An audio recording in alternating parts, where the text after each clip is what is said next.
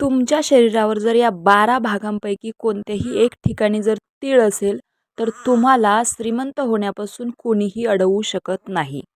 प्रत्येक व्यक्तीसाठी तिच्या शरीरात असलेल्या खास गुण किंवा तीळ एक तुमची वेगळी अद्वितीय ओळख निर्माण करण्याचे काम करते. प्राचीन ऋषींनी शरीरातील या वैविध्यांचा अभ्यास केला आणि निष्कर्ष काढला की हे चिन्ह व्यक्तिमत्व आणि त्यांच्या भवितव्याशी संबंधित होते.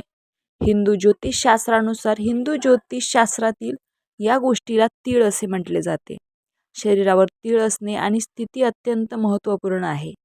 त्या तिळाचा आकार, खोली आणि चमक पाहणे आवश्यक आहे. त्या तिळाची जागा जशी आहे तशी लोक सहसा हालचाल करतात. वैदिक शास्त्राच्या मते आज आम्ही तुम्हाला तुमच्या शरीराच्या 12 भागांवर तिळाच्या जागेनुसार आर्थिकदृष्ट्या आणि परदेशी प्रवास याबाबत भविष्य सांगण्याचा थोडक्यात प्रयत्न करत आहे. सर्वात पहिलं कपाळ. त्यांच्या कपाळावर तीळ असतो ते समाजात उत्तम प्रतिष्ठा मिळवतात आणि संपत्ती मिळवतात.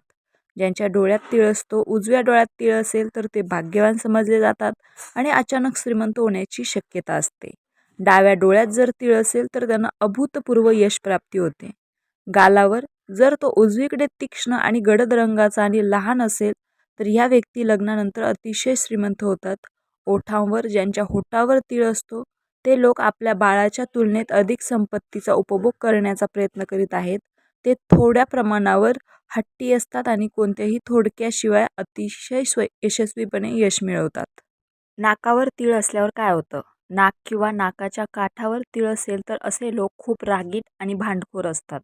विजय मिळविणारे लोक नेहमी भाषणात जिंकतात. ज्यांच्या नाकाच्या उजव्या बाजूस तीळ असतो ते मनी मेकर होण्याची शक्यता कमी असते. जरी ते फक्त पैसे कमावण्यासाठी बसले तरीही नाकाच्या डाव्या बाजूला असेल तर बहुतेक स्त्रिया पुरुष सहकार्य करतात आणि बेकायदा संबंध ठेवतात. हा योग्य विकास नाही. ज्या व्यक्तींना नाकाच्या खालच्या भागात तीळ असतो ते लोक फार लवकर पैसे गमावतात. ज्यांचे असे असते त्यांचा मोठा संभोग आणि एक मोठे कुटुंब असते. जिभेवर तीळ असेल तर जिभेच्या मध्यभागी तीळ असणाऱ्यांना शब्दांचा अभ्यास असतो व त्याचबरोबर बोलताना अडखळण्याची सवय असते. जिभेच्या समोर तीळ असलेल्यांना वक्तृत्व कलेत उत्कृष्ट कौशल्य मिळवता येते आणि आत्मविश्वास वाढतो. मानेवर तीळ असेल, जर का तीळ मानेच्या मागच्या बाजूला असेल तर त्या व्यक्ती रागीट असतात. अशा व्यक्ती सामाजिक कार्यामध्ये गुंतलेले असतात.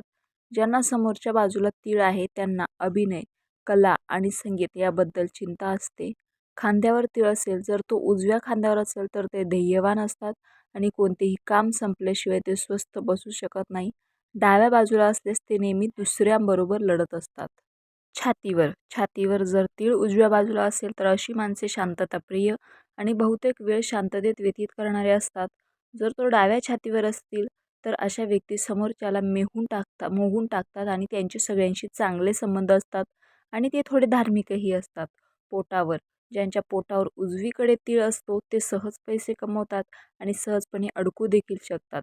डाव्या बाजूला तीळ असेल तर त्यांची शेतीची जमीन आहे आणि त्यांच्याकडे श्रीमंत होण्याची एक जणू नाळच असते.